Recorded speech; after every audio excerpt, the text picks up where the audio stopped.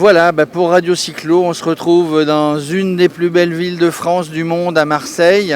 Je vais vous faire les présentations. On a testé un petit peu les pistes cyclables qui sont là en permanence, mais aussi les pistes cyclables qui sont là provisoirement, qui ont été mises la semaine dernière. Avec nous, donc, on a Thomas du collectif Vélo en Ville. Bonjour Thomas. Bonjour. Et on a Philippe de l'association Ramdam. C'est une fédération métropolitaine d'associations en fait. Et donc j'en suis le secrétaire. Et avec nous aussi Matteo Lombardi qui bosse un petit peu pour Radio Cyclo, qui a monté sur Marseille le collectif des coursiers solidaires. Bonjour Matteo. Bonjour Jérôme, bonjour à tous. Alors dites-moi, tous les trois, on vient de se balader un petit peu dans Marseille. On part de très loin pour les pistes cyclables dans Marseille. Qu'est-ce que vous avez trouvé de bien finalement? On parlera des points négatifs, il faut toujours parler du positif. Thomas, qu'est-ce qu'on a trouvé de bien sur Marseille depuis la semaine dernière? Alors la création de ces pistes cyclables, c'est une vraie avancée. Alors soyons clairs, c'est quand même une des revendications de mon association, le collectif Vélo en Ville. Et pour certains points, ils ont pris vraiment point par point ce qu'on désirait. Donc moi je suis assez agréablement surpris. On n'est pas habitué à ça vis-à-vis de la métropole. Donc ça va dans le bon sens. Après on part de très très loin. Avec les pistes provisoires qu'ils viennent de faire, on va arriver sur un total de 140 km. Quand, si on compare avec une ville beaucoup plus petite comme Grenoble où ils arrivent à 500 km, c'est quand même largement différent. Ça montre une différence de volonté politique. Alors, Grenoble est parti depuis bien plus longtemps, on va dire, sur les pistes cyclables et sur la volonté politique de mettre en place le vélo comme moyen de mobilité prioritaire.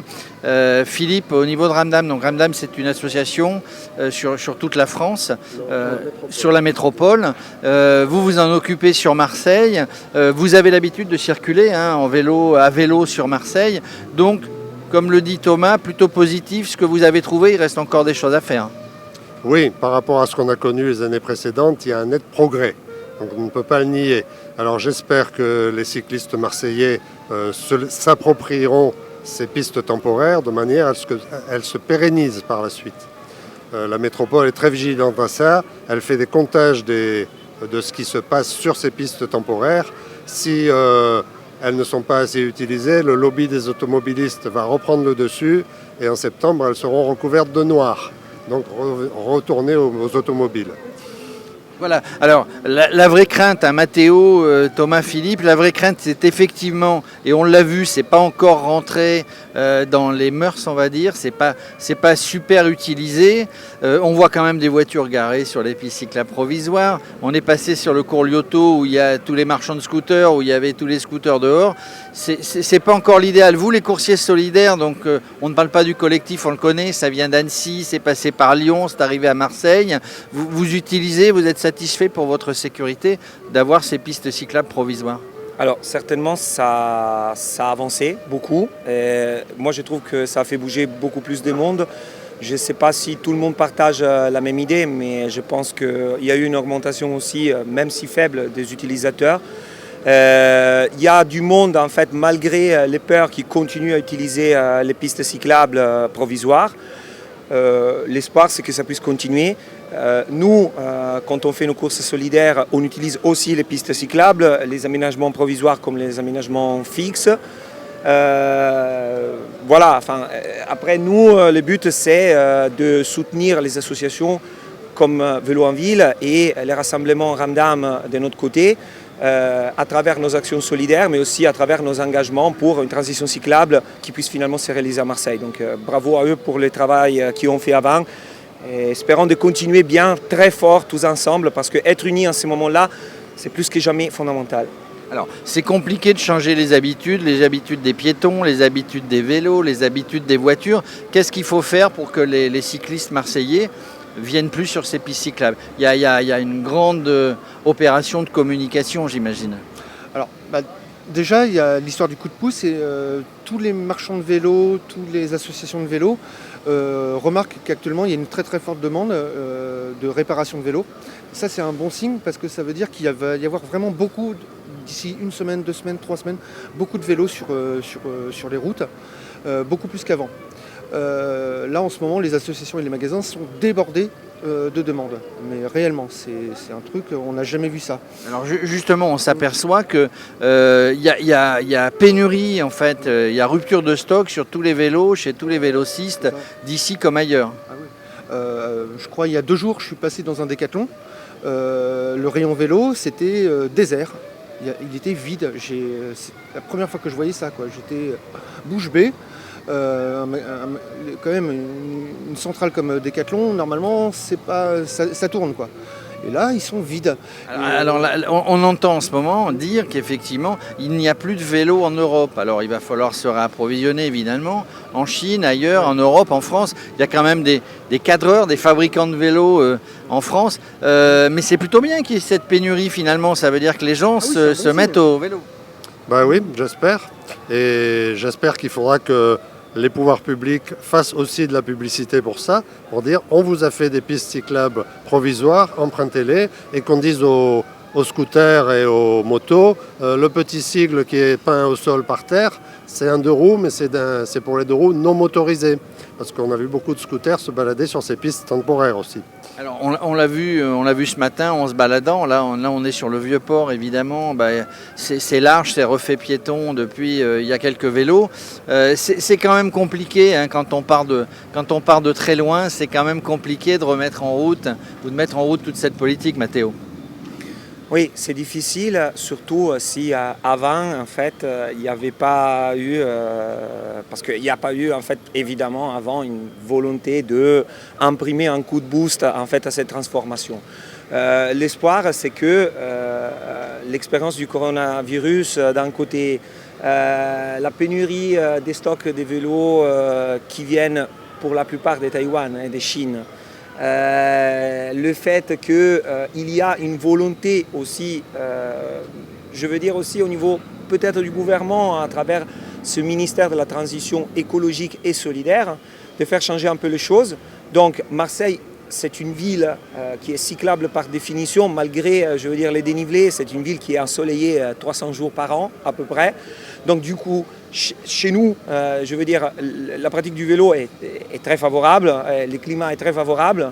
Donc voilà, enfin, il faut qu'à un certain moment, cette direction qu'on commence à prendre, ça se concrétise avec un choix politique fort qui décide de pérenniser certaines pistes et certains aménagements provisoires, qui décide aussi de faire des travaux pour améliorer les pistes qui existent et prendre la décision aussi en ce sens de ralentir un peu tous ces mondes, je veux dire globalisés, économisés, etc. pour reprendre un peu à vivre plus lentement et le faire à vélo.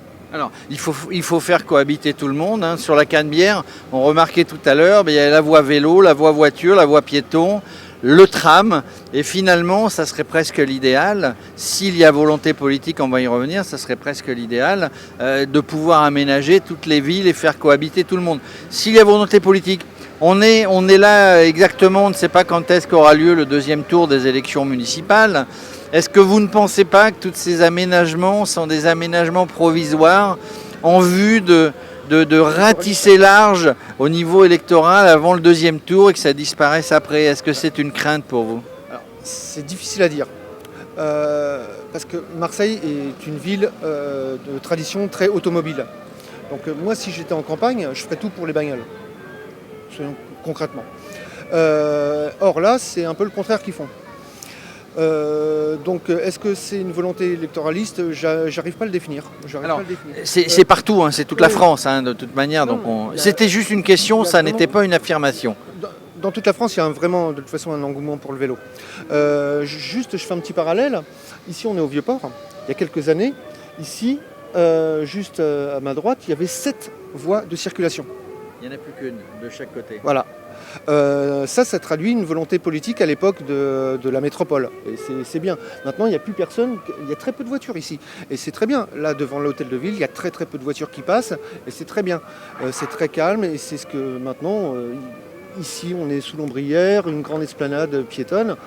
Ça viendrait à l'idée d'aucun politique de supprimer ça et de remettre des voies de circulation. De faire marche arrière. Oui. Philippe, et puis vous me parlez un petit peu de Ramdam, mais vous avez quelque chose à rajouter au sujet? Oui, par contre, on remarque toujours la droitisation de la politique locale, dans la mesure où les quartiers nord sont complètement oubliés dans les aménagements cyclables. Hein. Même dans le cyclable temporaire, vous n'avez rien qui part vers les quartiers nord.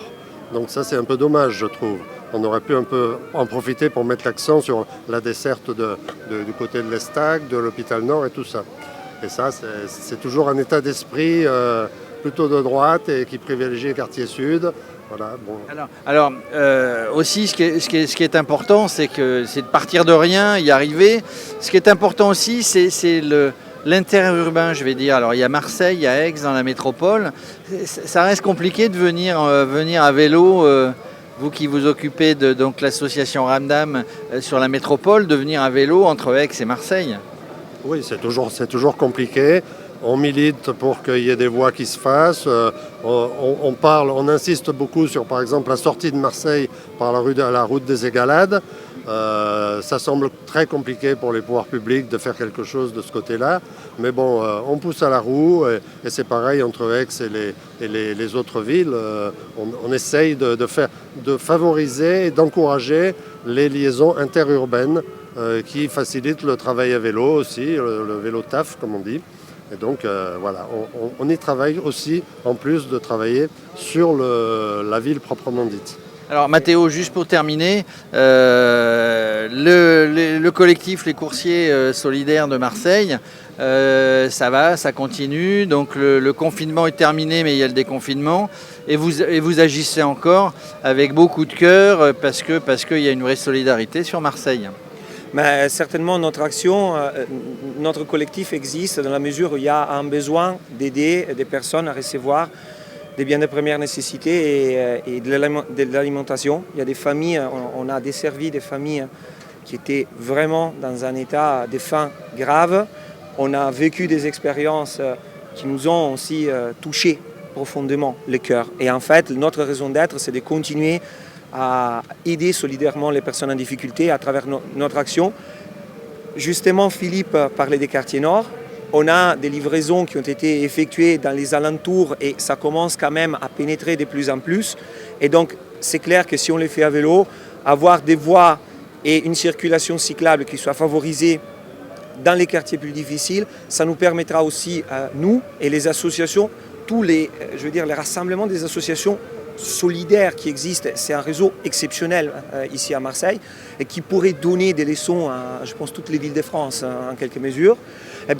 On a besoin de ces emplacements pour continuer aussi, nous, à continuer notre action solidaire. Un vrai Méditerranéen, ce Mathéo, hein. Il nous parlait de Marseille comme il nous parlait de Naples, de Milan. Marseille, c'est la plus belle ville. Marseille, c'est la plus belle ville du monde. En tout cas pour le vélo, voilà, ça commence à bien s'aménager. Les cyclistes veulent de la sécurité. Hein, les pistes cyclables, provisoires ou permanentes, c'est aussi pour assurer la sécurité. On sait qu'il y a beaucoup de gens qui ne veulent pas prendre le vélo par peur des voitures, par sécurité. Alors il y a un autre frein à l'usage du vélo, c'est que faire de son vélo le soir quand on a fini de s'en servir. Et donc là, il faudrait des stationnements sécurisés parce que tout le monde ne peut pas monter son vélo au 4e étage sans ascenseur sur le dos ou dans les cités et tout ça. Donc il faut absolument insister sur le stockage des vélos, des stockages sécurisés, que les gens retrouvent leur vélo le lendemain matin. Voilà. Voilà, alors voilà, on a fait un focus sur la ville de Marseille, sur le vélo sur la ville de Marseille. Je vous remercie, Philippe, Thomas, Mathéo. Il y a plein de choses qui ont été faites, mais il y a encore beaucoup de choses. Philippe vient de le préciser, au niveau stationnement notamment, qui reste à faire, mais voilà, il y a une petite volonté. On s'en va vers une amélioration de la pratique du vélo sur Marseille. Je vous remercie d'avoir participé un petit peu avec nous, d'avoir donné de votre temps pour informer les auditeurs, les téléspectateurs de Radio Cyclo. Et puis l'antenne est ouverte, hein, quand vous avez envie de faire passer les messages, on est là pour ça. Merci messieurs.